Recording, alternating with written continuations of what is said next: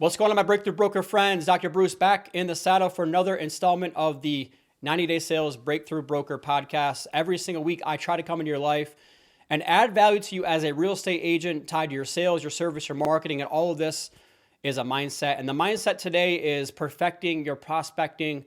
The purpose of any business is to create a customer.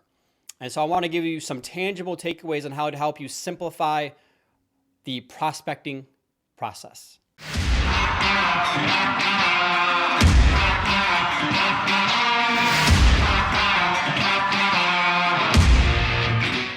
For this week's podcast, we're going to talk about what I believe is one of the most misinterpreted words in the sales vocabulary, which is prospecting.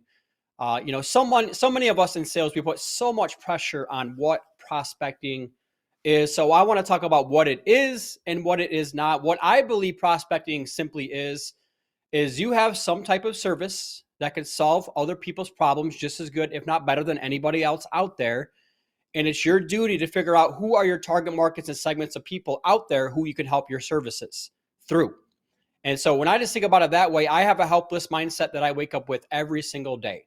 And so to me, what is prospecting? Prospecting simply means I just present an idea or an offer to somebody else out there on how I can solve their problems just as good, if not better than anybody else out there.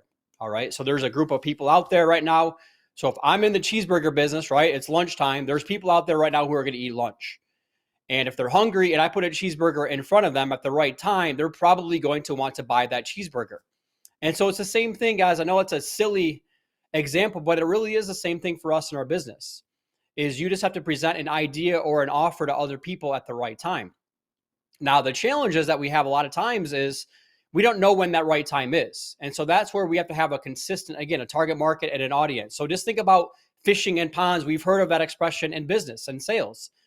Or you go to the well one too many times. The reality is you go to the well because there's water in there that you can drink that you take back. And eventually that well does run out of water. However, most of you have not come anywhere close to tapping into that well running out of water or that pond running out of fish. So whenever I coach somebody on the first part of their prospecting is who are your target markets and segments of people that you believe that you can help through your services.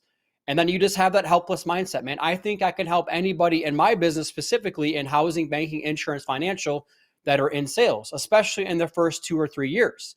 I love to help people onboard into their sales systems and processes, to help them build, maintain, protect their confidence, to help them be more accountable to a system, to help teach them a selling system, right? So it's the same thing when you think about your business, whether you're a real estate agent or a loan officer or in the title business or whatever it is there's a group of people out there right now who are going to use your services, but you have to have confidence in who you are, what you do, and why you matter. You have to have confidence in your pitch. You have to have confidence in the value that you bring to them.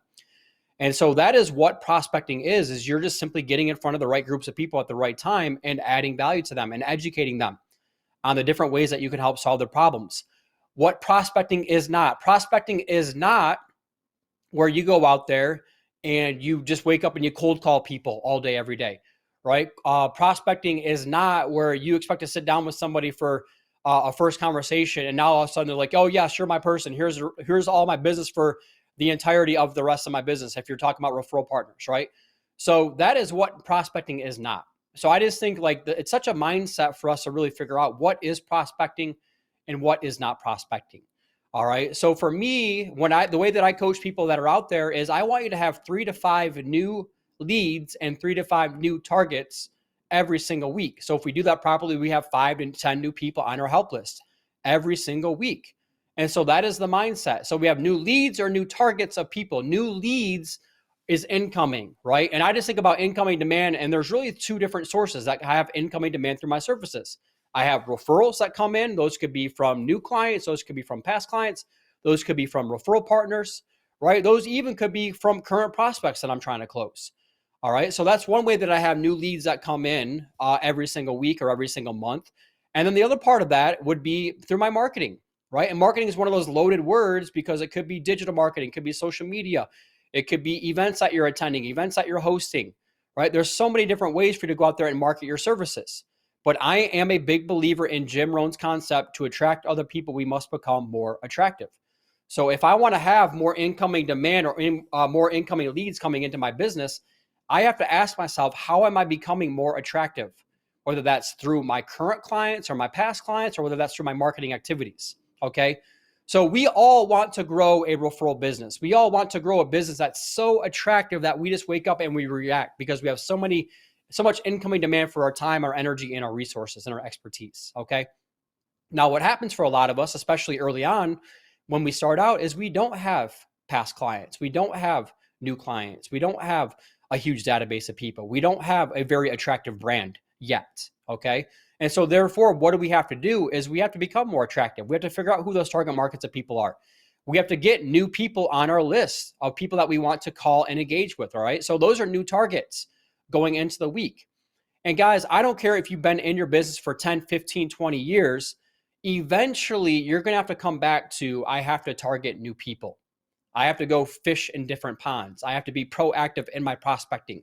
And that's really what I'm seeing right now coming out of 2020, 2021 for a lot of you who had the best years of your lives, especially for those of you in real estate and mortgage, right? And now you're in 2022 where maybe it's dried up a little bit and you've forgotten how to be proactive in your prospecting and you've forgotten how to go out there and find new leads. Or I guess I should say new targets of people. So again, I look at it as new leads. That's incoming demand for my services.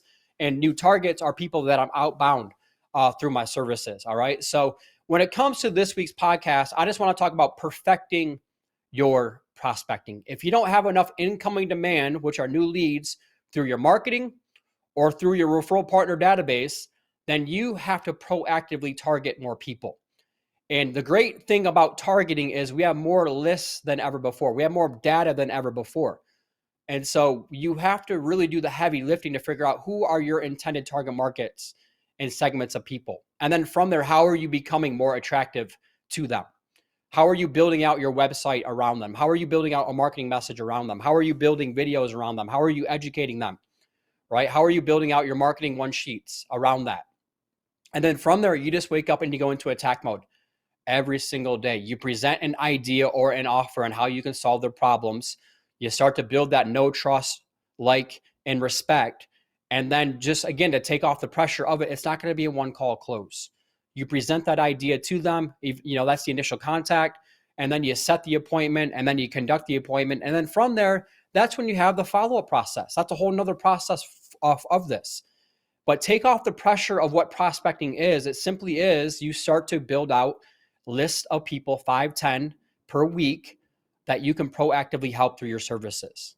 And now from there, if you do that properly, now at the end of every single 90 days, right, you're building out lists of 25 to 50 people. And now you're consistently going back and engaging with them. All right. So prospecting, again, it's one of those misinterpreted words because we think about cold calling. We think about one call closing. Guys, that is not what we're doing when it comes to prospecting. I understand that it's a long game within that process. So I hope that this video, this podcast gives you some confidence and some clarity about what prospecting is and what prospecting is not. And then the benchmark that I would want to give all of you are you have new leads or you have new targets of people that come in. New leads are from referral sources or through your marketing. And then if you don't have enough incoming demand for your services, then you have to have new targets of people that you're simply positioning your offer to. And if you wake up with that mindset all day, every day, good things will happen for you at some point into the future.